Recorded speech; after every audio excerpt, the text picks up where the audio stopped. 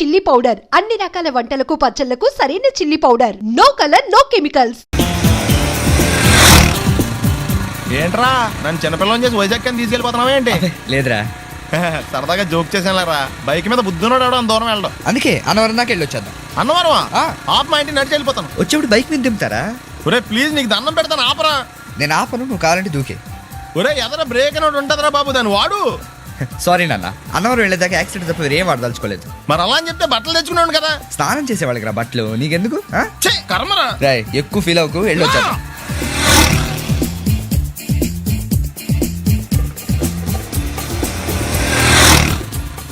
ఎరా లైసెన్స్ ఉందా? లేదు. ఏ ఇవే కదా ఏ ఆర్టీఓ ఆఫీసర్ అన్నా ఆపితే పరిస్థితి ఏంటి అని అడిగాను అంతే. ఓ చెప్పాను.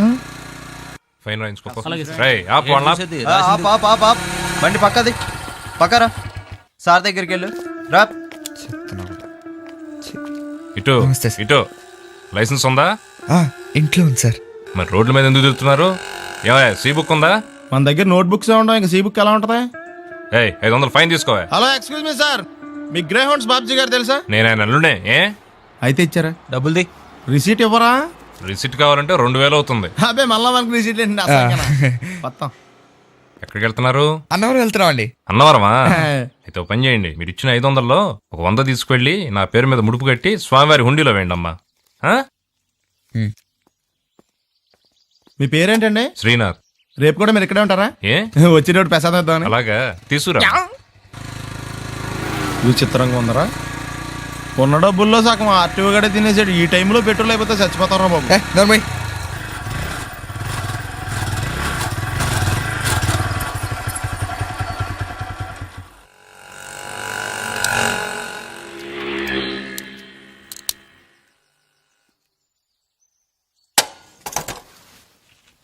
దరిద్రుడా, ఒక్క మాట మంచిది రాదా నోట్లోంచి? అది నూనె డ్రైనేజారా? అంటే నేను అనబోతే మాత్రం 2 లీటర్ పెట్రోల్ అన్నవరం వెళ్ళిపోతా.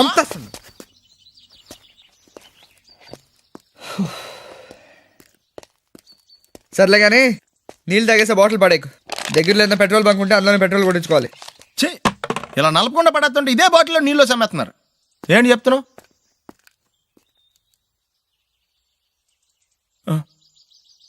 చెత్త పడాడు అయ్యగారికి నచ్చదు. సారీ. అనవసరంగా లైట్లు ఫ్యాన్లు వేయటం కూడా అయ్యగారికి నచ్చదు. కిటికీలు తెరవడం అయ్యగారికి నచ్చుతుందా? నాకు నచ్చదు. ఓహో. అయ్యగారికి నీట్నెస్ అన్న డిసిప్లిన్ అన్న ప్రాణం. మీకు హనుమంతుడు తెలుసా? గుళ్ళో జోటమేనండి, బయట పెద్ద పరిచయం లేదు. ఈ ఇంట్లో నేను అదే టైప్. అయ్యగారు రాముడు అయితే అమ్మగారు సీత. అందుకే ఇంటికి అయోధ్య అని పేరు పెట్టారు. అవుట్ హౌస్ పేరు లంక. జోకా? సారీ. ఊరికే ఎర్రబస్ ఎక్కువ వచ్చేస్తారు. సిగరెట్లు మందు లాంటి అలవాట్లు ఏమంటే మానేసుకోండి. అలాంటి ఇంట్లో కుదరవు. అది మటుకు నేను బయటకు వెళ్ళిన తర్వాత తలుపులేసి ఇప్పుకోండి. మీరు బయటకు వెళ్తే తలుపులు వేసుకుంటా. వస్తాందా? రావట్లేదు. వస్తాందా? రావట్లేదా? పొద్దుననంగా తీసుకొచ్చి పెట్టావు ఇక్కడ. వస్తే చెప్తాంగా. ఏంటి బాబాయ్ పొద్దున్న పని మీద వెళ్తున్నట్టున్నావు? ఎలాకేం చేస్తాం? మీలా బేవర్సలా తిని తిరగడానికి మా అయ్య లక్షణం సంపాదించలా.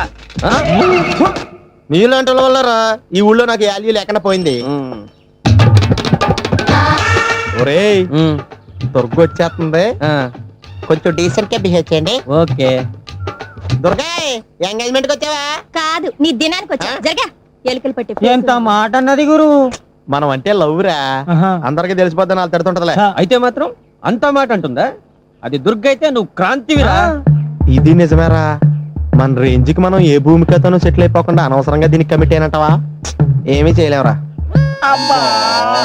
ఈ పెళ్లి వారు ఏమైపోయారు? పొద్దున ఏమిటా ఈ కన్నకఠోరమైన వైపుడు? ఇంటర్మీడియట్ పాస్ అవడం చేత కాదు కానీ ఈ వెధవేషాలకేం తక్కువ లేదు. నువ్వు నీ బట్టలు ఉండవు, వాడి మొహన్ నువ్వు అమితాబ్ బచ్చన్ లాగా ఉంటా, నేను అభిషేక్ బచ్చన్ లాగా ఉండేవాడిని. నీకు లేనందో నాకు ఎలాగొస్తుంది? నీ వయసులో నీకంటే అందంగానే ఉన్నాను లేవాయ్. తాత అందంగానే ఉంటాడు. అబ్బాబ్బా మళ్ళీ తిట్లేనా? వాడేదో ఎంబీబీఎస్ ఫెయిల్ అయినట్టు మీ గొడవ ఏంటండి? ఇంటర్ పాస్ అయితే వచ్చినా ఏ ఉద్యోగం వస్తుంది? అయినా మీకు లేని తెలివితేటలు వాడికి ఎలా వస్తాయండి? ఇది పాయింట్. రండి రండి. ఏదో కొద్దిగా విజయవాడ బెంచ్ సర్కిల్ అనమాట. సెల్ ఫోన్ వచ్చాక మనుషులతో మాట్లాడి మానేశాడు. మనలో ఉన్నట్టే ఉంటాడు. ఉండడు. ఎక్కడున్నాడు? రే ఇల్లు గుర్తుపెట్టి చావు, లేకపోతే విజయవాడ దాకా వెళ్ళిపోతాడు. ఎరా హలో, శివయ్య, ఏం చేస్తున్నావు? బాగున్నా? పదరా. ఎవళ్ళ చూడు ఇదే ప్రశ్న వీళ్ళకి ఎందుకు?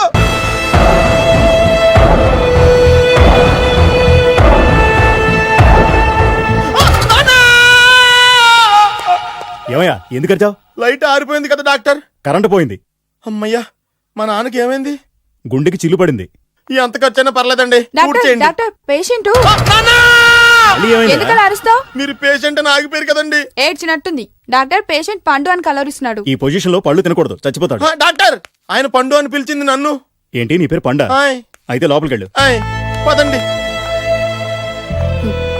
నాన్న, ఎలా ఉంది నాన్న? బొట్టు బొట్టు అమ్మా, ఎందుకు చేసావమ్మా ఇలా? నాన్నకి సెంటిమెంట్లు ఎక్కువ అని తెలుసు కదా. ఎక్కడో పడిపోయి ఉంటుంది నాయన. పర్వాలేదులేండి. ఏమండి, మీ బొట్టును మా అమ్మకి దానం చేశారు, మీ ఆయనకి ఏమన్నా అయితే? నాకు ఇంకా పెళ్లి కాలేదులేండి. సీతాపతి గారు, సీతాపతి గారు, సీతాపతి గారు, అయ్యో కొడుకు పెళ్లి చూపులకు వచ్చిన మీకు ఇలా అవుతుందని నేను అనుకోలేదండి. ఇదంతా నీ వల్ల జరిగింది. నా వలన భలేవాడు, నేనేం చేశాను మధ్యలో? ఆ దరిద్రపు కొట్టి సంబంధం తీసుకొచ్చిన నువ్వే కదా. నువ్వే కదా ఆ ఫోటో చూసి సొంగగార్చింది, అందుకే తీసుకెళ్ళాను. వాడు ఇట్టాడడం నాకేం తెలుసు? ఆడన్న మాటలకి మా నాన్న గుండెకి చిల్లు పడిపోయింది. నాన్న, నిన్ను అవమానించిన ఊరికి నేను వదలను నాన్న, నరికేస్తాను. ఏమండి? నన్ను ఆపొద్దు నాన్న. బాబు వద్దు. మీరు ఊరుకోండి. డాక్టర్ గారు ఇప్పుడే మిమ్మల్ని మాట్లాడొద్దని చెప్పారు. మీరేమైనా మాట్లాడాలనుకుంటే నాకు సైగలు చేయండి, నేను ఆయనకు చెప్తాను. ఎందుకయ్యా అనవసరంగా ఆడ చెప్తే నువ్వు జైలుకి వెళ్తావు. అలాగని పక్క తీర్చుకోవడం మానేమంటావా? అబ్బే, నేను అట్టా అంటలేదు. అలా చెప్పండి. నేను అల్లుడిగా పనికిరానని అవమానించాడు ఆడు నన్ను. ఆడికింతకంటే భయంకరమైన అవమానం జరగాలి. అంటే ఆడింటికి ఎందుకు పనికిరాని బేవర్స్ గాడు ఒకడు అల్లుడిగా వెళ్ళాలి. ఆడిని చూసుకుంటూ చిన్నబాబు గారి జీవితాంతం కుంగి కుసించిపోవాలి. కదా నాన్న? వారి అభిప్రాయం కూడా అదే. మా ఇద్దరి అభిప్రాయం అదే. అర్థమైందా? బ్రహ్మాండంగా. అయితే పదండి, రాష్ట్రంలోనే అతిపెద్ద బేవార్స్ బ్యాచిలర్ గాడిని ఎతికి తీసుకొద్దాం. వెతకాల్సిన పని లేదు. ఆల్రెడీ అటువంటి నీచ్ కమీనే ఫ్రాడ్ గాడు నాకు తెలుసు. ఎవడాడు? ఉన్నాడొకడు. అఖిలాంధ్ర బేవర్స్ బ్యాచులర్ సంఘానికి ప్రెసిడెంట్, పేరు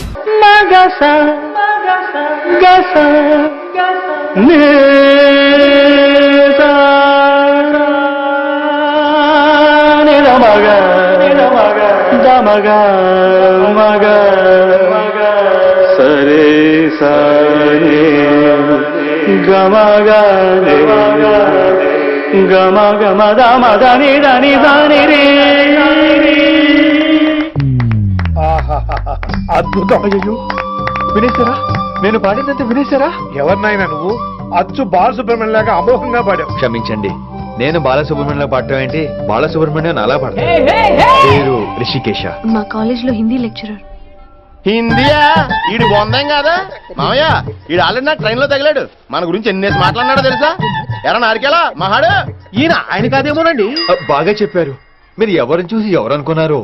హిందీ నా వృత్తి అయితే సంగీతం నా ప్రవృత్తి. మా తాతగారు శ్రీ శ్రీ సంగనబట్ల మాణిక్య శాస్త్రి గారు గొప్ప సంగీత విద్వాంసులు. చివరి రోజుల్లో నన్ను దగ్గరికి పిలిచి, ఒరే రిషికేశ, జీవితంలో కనీసం ఒక్కరోజైనా శ్రీ శ్రీ విశ్వనాథ శాస్త్రి గారి దగ్గర సంగీతం అభ్యసించు, అప్పుడే నీ జీవితానికి అర్థం పరమార్థం అని ఆ పరమాత్మలో కలిసిపోయాడు. ఆ విద్వాంసుని కలవటానికి ఇంతవరకు వచ్చాను. మహానుభావులు ఇక్కడే విశ్వనాథ శాస్త్రి గారు మా మామయ్య. ఈయన మావయ్య. ఏమిటిది? నన్ను ఆశీర్వదించండి మావయ్య. మామయ్య ఏంటి మామయ్య? అదేం చరుకేశా? అని మావయ్య కాదా? నువ్వు నాకు అన్నయ్య కాదా? మావయ్య కనీసం ఒక్క రోజైనా. ఒక రోజు ఏమిటి నాయనా, నీకు ఎప్పుడు వీలైతే అప్పుడు వచ్చి నేర్చుకో. తాతగారు, విశ్వనాథ శాస్త్రి గారు నన్ను శిష్యుడికి అంగీకరించారు. తాతగారు పదండి, పని మొదలు పెడదాం. పాఠం మొదలు పెడదాం. రామ్మ. ఒరే చారుకేశా, నేను బాలసుబ్రహ్మణ్యంలో పాడటం ఏంట్రా? బాలసుబ్రహ్మణ్యమే పాడాడు. మా మామయ్య కామన్ సెన్స్, నీకు మ్యూజిక్ సెన్స్ లేదని నాకు తెలిసిరా. కంగారులో క్యాసెట్ కమిట్ అయిపోయారు. నో చారుకేశా. చారుకేశా. మాయా ఇడికి జుమ్మంది నాదం. నన్ను ఎప్పుడు నమ్మరు కదా మీరు. ఈడి పాడటం ఏంటి? వినండి.